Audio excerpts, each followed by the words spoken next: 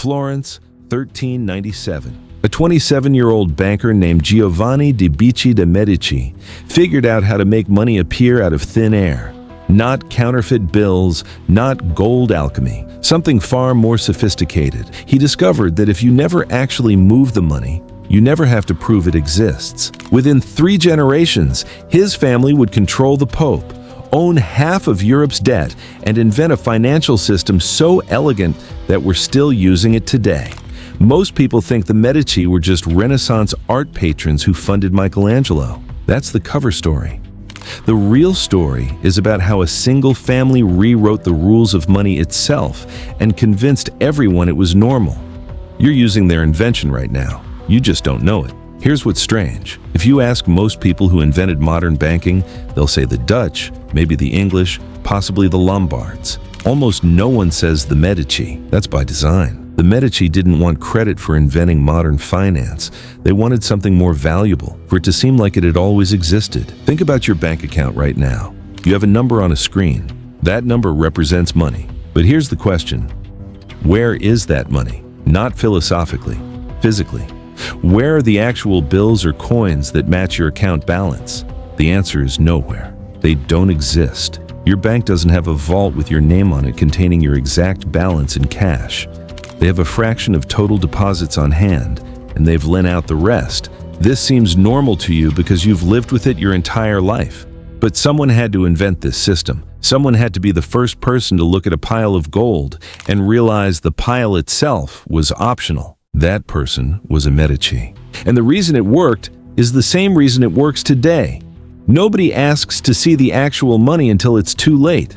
To understand what the Medici invented, you need to understand the problem they were solving. It's 14th century Europe. The Catholic Church controls everything, including the rulebook on money. And the rulebook has one very inconvenient rule. Usury is a sin. Usury means charging interest on loans. The church said it was ungodly to profit from lending money. If you lent someone 100 florins, you could only ask for 100 florins back. Anything more, and you were going to hell. This created an obvious problem. Why would anyone lend money if they couldn't make a profit? The answer is they wouldn't, which meant there was almost no way to move capital across Europe. Merchants needed to physically transport gold and silver to do business. Extremely dangerous, extremely slow, extremely inefficient. So Italian bankers invented workarounds, clever ones. You couldn't charge interest, but you could charge fees for currency exchange. You couldn't profit from a loan directly, but you could make a terrible exchange rate part of the deal. These were sketchy solutions. They worked, but barely. The church knew what was happening. Everyone knew what was happening. Then, the Medici had a better idea. What if you didn't move the money at all? Here's the concept. Let's say you're a wool merchant in London, and you need to pay a supplier in Florence. Normally, you'd need to physically transport gold across Europe, risking robbery, shipwreck, or confiscation. The Medici said, don't. Instead, give us your gold in London. We'll give you a piece of paper, a bill of exchange, that says you have credit with our branch in Florence. When you get to Florence, show them the paper. They'll pay your supplier. No gold moved, no interest charged, just a fee for the service. Except, here's what actually happened. The Medici didn't actually move gold between their branches either. They just kept ledgers. Double-entry bookkeeping, a system that had existed for a while but that the Medici perfected into an art form. When you deposited gold in London, they wrote it down. When someone in Florence withdrew gold against your credit, they wrote that down too. At the end of the month, they'd balance the books. If the London branch owed Florence more than Florence owed London, they'd send the difference, not the full amount, just the difference. This reduced the actual transport of physical gold by something like 90%. But here's where it gets interesting. They realized the gold in the vaults wasn't really doing anything most of the time. It was just sitting there. So they started lending it out, quietly, to kings, to merchants, to the Pope himself. They'd lend the same gold that was technically still on deposit for other people. This works as long as everyone doesn't ask for their gold back at the same time, which, historically, they don't, most of the time. The Medici had just invented fractional reserve banking, the idea that a bank doesn't need to hold all the money it claims to have, because most people won't ask for it all at once. They could issue credit far beyond their actual gold reserves. They created money by writing it into existence in their ledgers, and nobody noticed. Because as long as the ledgers balanced, as long as the system kept moving, it looked like the gold was still there. By the 1430s, the Medici Bank had branches in 8 cities across Europe. They were managing the Pope's accounts. They were financing wars. They were effectively creating the money supply for half the continent. Not by digging up more gold, by writing numbers in books. The gap between the gold they actually had and the credit they had issued was enormous. If everyone had shown up at once demanding their deposits, the system would have collapsed immediately. But they never did, because the Medici controlled the narrative. They were trusted, respectable, pious even. They'd figured out the most important thing about money. It's not what you have, it's what people believe you have. The Medici Bank failed in 1494. Not because they ran out of gold, because they made bad loans to kings who didn't pay them back. That's the other thing they invented: sovereign debt defaults. Turns out when you lend imaginary money to kings and the kings refuse to pay, your imaginary money becomes a real problem. But the system they built didn't fail. It spread. Every major bank in Europe adopted the Medici model. The Dutch improved it. The English scaled it. The Americans exported it. By the 20th century, fractional reserve banking was the default system for the entire global economy. Here's the modern version. You deposit $1,000. The bank is required to keep maybe 10% of that, $100, in reserve. The other $900, they lend it out. The person who borrowed that $900 deposits it in their bank. That bank keeps $90 and lends out $810. That person deposits it, and so on.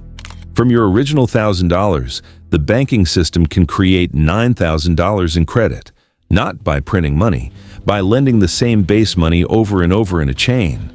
The money supply multiplies. It's not backed by anything except the assumption that the chain won't break.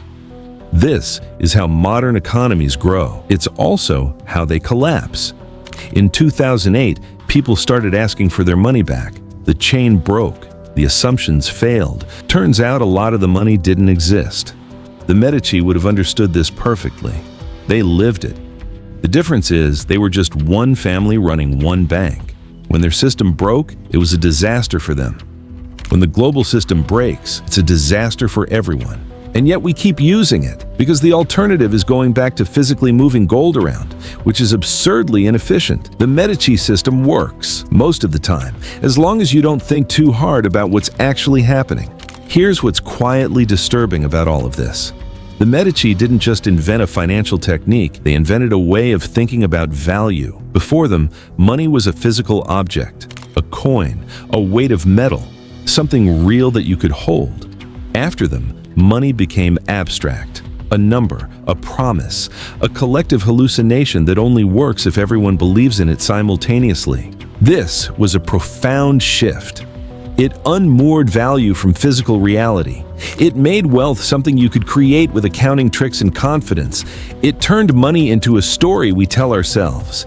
And we're still telling that story. Your salary isn't gold. It's numbers in a database. Your mortgage isn't backed by physical cash in a vault. It's backed by the expectation that you'll keep paying. The stock market isn't trading actual slices of companies. It's trading the belief that those slices will be worth more tomorrow.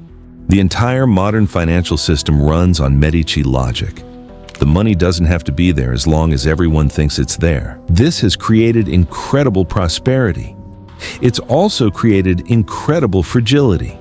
Because the moment confidence breaks, the moment people stop believing the story, the whole structure can evaporate. It happened to the Medici. It happened in 1929. It happened in 2008. It'll happen again. There's a dark irony here. The Medici built their fortune on the idea that you could create wealth without actually having it. 3 generations later, they were broke. The system lived on, but the family that invented it couldn't survive its own invention. Maybe that's the real lesson. The people who invent the tools of financial abstraction are rarely the ones who benefit from them in the long run. They build the casino. Other people win the jackpot. And sometimes everyone loses. So the next time you check your bank account, think about what you're actually looking at. Not money. a number that represents money that might not exist, held by an institution that definitely doesn't have enough cash to cover everyone's deposits in a system designed 600 years ago by an Italian family that went bankrupt. And it works, mostly, until it doesn't. The Medici understood something we're still learning. Money is trust dressed up as math. The math is impressive. The double-entry bookkeeping, the reserve ratios, the Basel Accords, it all looks very sophisticated. But underneath, it's just trust. The belief that when you ask for your money, it'll be there. The Medici invented a way to make money without making money. They taught the world that the appearance of wealth is more useful than wealth itself. That credit is better than cash. That everyone's deposits can become everyone's loans, and as long as we don't think about it too hard, it's fine. They were right.